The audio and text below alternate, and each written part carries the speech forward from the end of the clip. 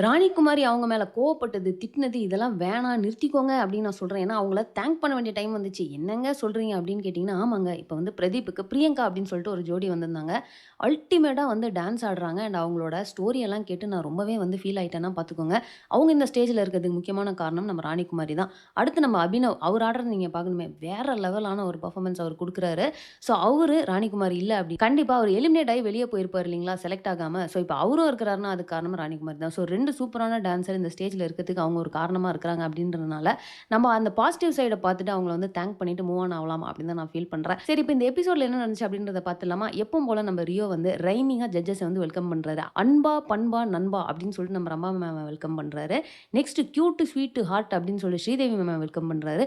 And ரகல, பிகில, சகல அப்படின்னு சொல்லிட்டு நம்ம சாண்டி மாஸ்டர் வந்து வெல்கம் பண்றாரு. இதுக்கப்புறம் நம்ம ரமா மேம பார்த்து கேட்குறாங்க. "என்னங்க இந்த ஷோக்கு நீங்க வந்ததுக்கு அப்புறமா உங்களுக்கு எப்படி இருக்கு ஃபீட்பேக்லாம்? எல்லாரும் என்ன சொல்றாங்க?" அப்படின்னு கேட்கிறப்போ, "எல்லாருமே ரொம்ப சூப்பரா பண்றீங்க" அப்படின்றாங்க. அதுவும் இல்லாம இப்ப நான் ஒரு மேரேஜுக்கு போயிருந்தேன். அங்க இருக்கிற லேடீஸ்லாம் வந்து என்ன கட்டி புடிச்சுக்கிட்டாங்க. "இந்த 25 காயின் குடுத்து என்னங்க இப்படி செலக்ட் பண்றாங்க?" அப்படின்னு சொல்லி அத பத்திலாம் வந்து ஃபீல் பண்ணிட்டு இருந்தாங்க அப்படின்னாங்க. சரிங்க இந்த எபிசோட்ல என்ன பண்றாங்க அப்படின்னு கேட்டீங்கன்னா, இது வந்து சில்வர் ஜோன்க்கான பெர்ஃபார்மன்ஸா அதாவது ஒரு கமர்ஷியல் ரவுண்ட் அப்படின்றாங்க. ஜோடி கிராண்ட் பிரீமியர் அப்படின்ட்டு. போன சீசன் பார்த்தவங்க எல்லாருக்குமே தெரியும். என்கவுண்டர் அப்படிங்கிற மேட்டர் வந்து இருக்கும். அதாவது டேஞ்சர் ஜோன்ல இருக்கிற பாட்டம் 3 கண்டஸ்டன்ட்ஸ வந்து இந்த என்கவுண்டர்ல போடுவாங்க. ஸோ இப்ப எப்படி வந்து செலக்ட் பண்றாங்க அப்படின்னு கேட்டீங்கன்னா, சூப்பரா ஆடுனீங்கன்னா உங்களுக்கு கிரீன் லைட் குடுத்துருவாங்க. இல்லங்க ஆவரேஜா ஆடியிருக்காங்க அப்படின்னா, அவங்களுக்கு ஒரு எல்லோ லைட் குடுக்குறாங்க. இல்ல ரொம்ப டிசப்பாயிண்டிங்கா இருக்கு அப்படின்னா, ரெட் லைட் குடுக்குறாங்க. அண்ட் இந்த ரெட் லைட் வாங்குனவங்க தான் வந்து டேஞ்சர் ஜோன்ல இருக்கிறாங்க. ஸோ அதுல பாட்டம் 3ல இருக்கவங்க தான் என்கவுண்டருக்கு வந்து வருவாங்க. ஓகேங்களா? அடுத்து பார்த்தீங்கன்னா, ஓரமா துணிய போட்டு மூடி எதையோ ஒண்ணு வச்சிருக்கிறாங்க. என்னடா அப்படின்னு கேட்டா, ராக்கி பாய் அப்படிங்கிறாங்க. நீங்க செம்மையா பெர்ஃபார்ம் பண்ணீங்கன்னா, ராக்கி பாய் வருவாரு அப்படின்லாம் பயங்கர பில்டப் குடுக்குறாங்க. என்னவா இருக்கும் அப்படின்னு பார்த்தா, துணிய இறக்குனோன கேஜிஎஃப்ல நம்ம ராக்கி பாய் யூஸ் பண்ணியிருப்பார் இல்லைங்களா? அந்த மெஷின் கன் மாதிரி ஒண்ணு ரெடி பண்ணி வச்சிருக்கிறாங்க. ஸோ சூப்பரா பெர்ஃபார்ம் பண்ணிட்டீங்க அப்படின்னா, அத வந்து யூஸ் பண்ணுவாங்களாமா. ஸோ இப்ப ஃபர்ஸ்ட் யார் பெர்ஃபார்ம் பண்றாங்க அப்படின்னு பார்த்தீங்கன்னா, ஜாஸ்மின் அண்ட் மணிகண்டன் பண்றாங்க. ஸோ இவங்க வந்து ரஜினி சார் இருக்காரு இல்லைங்களா? அவரோட படத்துல இருக்கிற சாங்ஸ் அந்த மாதிரி எடுத்து ஒரு கான்செப்ட்டா பண்றாங்க. நீலாம்பரி அதாவது வில்லாம்பரி அப்படின்னு சொல்லிட்டு நம்ம ஜாஸ்மின் வராங்க. அண்ட் மணிகண்டன் பார்த்தீங்கன்னா ரஜினி சார். ஸோ அந்த பாம்பு புத்துலேருந்து பாம்பு எடுப்பாங்க தெரியுமா? அந்த சீன வந்து ரீகிரியேட் பண்றாங்க. உள்ள கைய விட்டு எட்டா மேல ரியோ வராரு. அவரு வந்ததுக்கு அப்புறமா ஒரு ரியாக்ஷன் குடுப்பாரு பாருங்க. அத பார்த்தோனே குபீர் சிரிப்பு மொமெண்ட் தான். உண்மையிலேயே அப்படி ஒரு ரியாக்ஷன் தான் அதில குடுத்திருப்பாரு. அண்ட் இவங்களோட பெர்ஃபார்மன்ஸ் ஸ்டார்ட் ஆகி கிட்டத்தட்ட ஒரு 1 1/2 நிமிஷம் போயிருக்கும்னு நெனைக்கிறேன். அப்போ வரைக்கும் ஜாஸ்மின் ஆடி இருக்கவே மாட்டாங்க. எதுவுமே டான்ஸ் பண்ணியிருக்க மாட்டாங்க. நெறைய டயலாக்ஸ் இருந்தது. பட் அந்த டைம்லாம் கூட மணிகண்டா பார்த்தீங்கன்னா, சூப்பரா பெர்ஃபார்ம் பண்ணிட்டே இருந்திருப்பாரு. பட் ஜாஸ்மின் வரது, போறது நடந்துட்டே இருக்க மாரி தான் எனக்கு ஃபீல் ஆச்சு. ஆனா அப்படி யோசிச்சுக்கிட்டு இருக்கப்போ டக்குனு ஜாஸ்மினோட பெர்ஃபார்மன்ஸ் ஸ்டார்ட் ஆச்சு பாருங்க. செம்ம எனர்ஜி லெவல் சூப்பரா வந்து ஆடியிருந்தாங்க. 2 பேரோட டான்ஸுமே எனக்கு ரொம்பவே புடிச்சிருந்தது. அண்ட் எப்பவும் போல நம்ம மணிகண்டா அவரோட அந்த லெக் மூவ்ஸ்லாம் இருக்கு தெரியுமா? என்ன ஸ்பீடா பண்றாருங்க. அத பார்க்கறதுக்கே வந்து சூப்பரா இருந்துச்சு. ஜட்ஜஸும் நீங்க சூப்பரா பண்ணீங்க அப்படின்றாங்க. நான் உங்களுக்கு வந்து கிரீன் லைட்டையும் குடுத்துடுறாங்க. சரி அடுத்த டான்ஸுக்கு போவாங்கன்னு பார்த்தீங்கன்னா, கிடையாது. இங்கேயும் நாங்க டாஸ்க் குடுப்போம்டா அப்படின்னு சொல்லிட்டு என்னன்னா, எந்த ஹீரோ அவங்க டிபிக்ட் பண்ணி டான்ஸ் பண்றாங்களோ, அந்த பர்ட்டிகுலர் ஹீரோ நடிச்சதுலேருந்து ஒரு சீன வந்து அவங்க நடிச்சு காட்டணும் அப்படின்னாங்க. இந்த ஸ்கிரிப்ட்ட மணிகண்டா தான் ரெடி பண்ணாரா என்னன்னு தெரியல. இதுவரைக்கும் அவர் பண்ண எல்லா டான்ஸ் பெர்ஃபார்மன்ஸ்லயும் சரி, அந்த ஒரு ஹியூமர் கலந்த ஒரு டான்ஸா தான் இருக்கும். அதே மாதிரி இந்த குட்டி ஸ்கிரிப்ட்லயுமே வந்து செம ஹியூமரா இருந்தது. இன்ஃபாக்ட் அன்னைக்கு பெர்ஃபார்ம் பண்ணவங்க எல்லாமே வந்து நடிச்சிருப்பாங்க தெரியுமா? அதிலேயே எனக்கு பெஸ்ட் சூப்பரா இருந்தது வந்து இவரு தான் அப்படின்னு சொல்லுவேன். ஜாஸ்மின் வந்து சொல்றாங்க, "என்ன வந்து ஆங்கரிங் பண்ண கூப்பிடுறாங்க." அப்படின்றப்போ, "யார் கூட?" அப்படின்னு கேட்டா, "சசி மாஸ்டரோட." அப்படின்னோன, "ஓ! சட்டை மேல புலித்தோலும் அயர்ன் பண்ண முடியும் தான் உனக்கு வேணும் இல்லையா?" அப்படின்ற மாரி அவர் பண்ணியிருப்பாரு. அந்த என்டையர் ஸ்கிட்டே பார்த்தீங்கன்னா, ஒரு மாரி ஃபன்னா இருந்தது. நெக்ஸ்ட் பார்த்தீங்கன்னா, பிரியங்கா அண்ட் பிரதீப் வந்து ஆட வராங்க. ஆமாங்க, பிரியங்கா தான் வந்து பிரதீப்போட புது ஜோடி. ஸோ அவங்க வந்து தனுஷோட பாட்டெல்லாம் எடுத்து பண்ணியிருக்கிறாங்க. ஸ்டார்ட் ஆகுறப்போவே வந்து ஜோடியில எந்த பொண்ணுமே என்ன செலக்ட் பண்ணல அப்படின்ற மாரி சொல்லி தான் அவர் ஸ்டார்ட் பண்றாரு. பாட்டும் எந்த பாட்டுன்னு கேட்குறீங்க? ராணி, ரங்கம்மா அந்த பாட்ட தான் எடுத்து ஆடுறாங்க. அண்ட் அவர் ராணிய நடுவுல பார்ப்பாரு. பட் சும்மா சொல்லக்கூடாதுங்க. என்டையர் பெர்ஃபார்மன்ஸுக்கு பிரதீப் அவர் ஆடுறத பார்த்துட்டு ராணிலாம் பார்த்தீங்கன்னா, செமையா வந்து சியர் பண்ணிட்டு இருந்திருப்பாங்க. அதுவும் இல்லாம எனக்கு வந்து நீங்க லிஃப்ட் பண்ணுவீங்களான்னு தெரியல அப்படின்ற மாரி ஒரு ரீசன சொல்லிட்டு தானே பிரதீப்ப வேணான்னு சொல்லியிருப்பாங்க. அதனாலயா என்னன்னு தெரியல.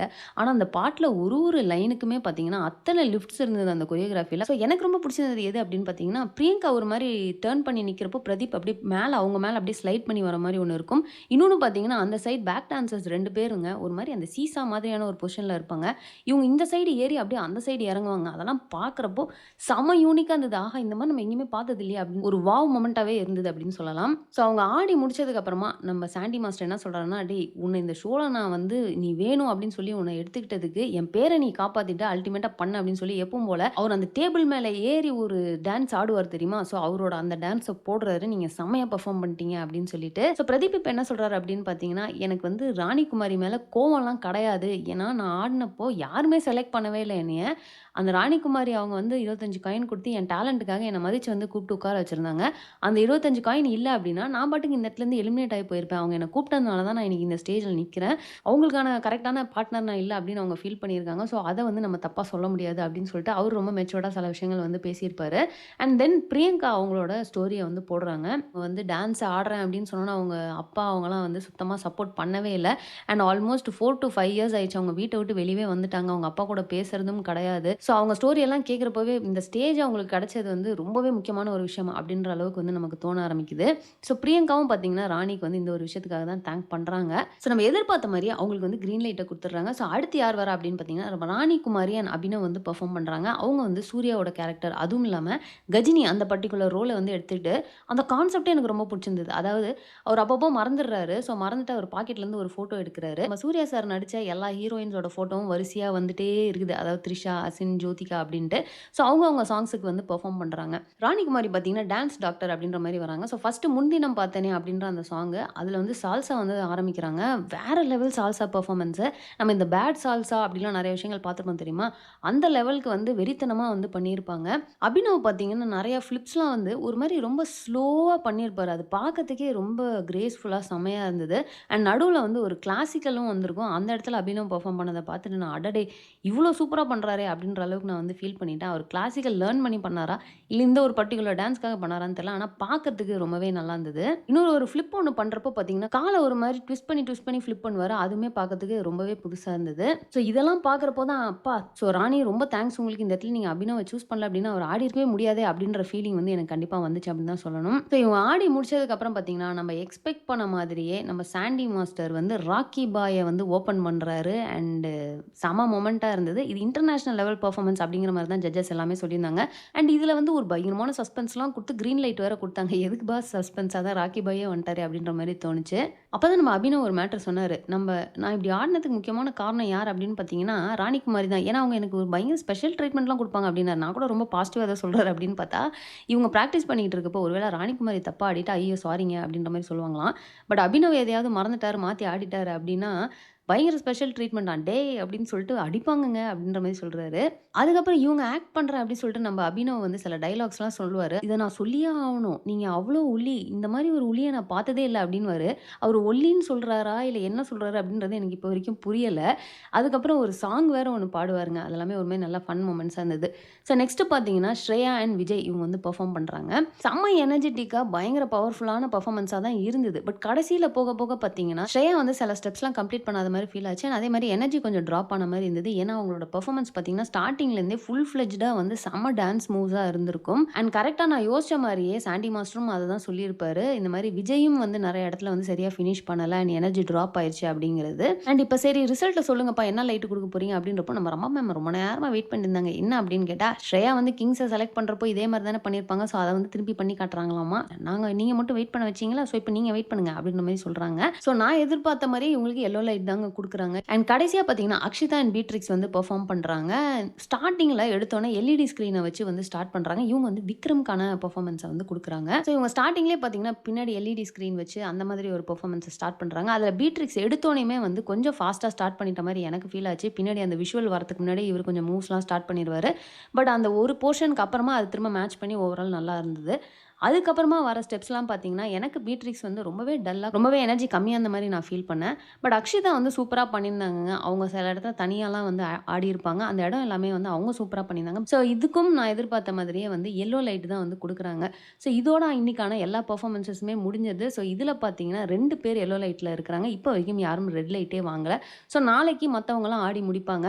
ஒருவேளை யாருமே ரெட் லைட் வாங்கல அப்படின்னா, எல்லோ லைட்ல இருக்கிற பாட்டம் 3 தான் வந்து என்கவுண்டருக்கு அனுப்புவாங்களாம். ஸோ என்ன நடக்க போகுது அப்படின்றத நம்ம வெயிட் பண்ணி தான் பார்க்கணும். அடுத்து வருவது அப்படின்னு சொல்லிட்டு ஒரு விஷயம் போட்டாங்க. அந்த அடுத்து வருவதில பார்த்தீங்கன்னா, நம்ம அன்ஷிதா அவங்களோட பெர்ஃபார்மன்ஸ்ல மறுபடியும் வந்து நடிக்காதடா அப்படிங்கிற அந்த வேர்ட வந்து எனக்கு கேட்டேன். இத திரும்ப திரும்ப ஏங்க வைக்கிறீங்க அப்படின்ற மாரி ஒரு ஃபீலிங் தான் எனக்கு வந்துச்சு. இத கேட்டுட்டு நான் அன்ஷிதாக்கு அகைன்ஸ்ட்டா பேசுறேன் அப்படின்னு சொல்லிறாதீங்க. நான் பிக் பாஸும் ஃபுல்லா பார்த்தேன் அப்படிங்கிறனால இந்த நடிக்காதடான்றத எல்லா இடத்துலயும் திரும்ப திரும்ப யூஸ் பண்ண வேணாமே போர் அடிக்குது அப்படின்ற ஃபீல் தான் எனக்கு வருது.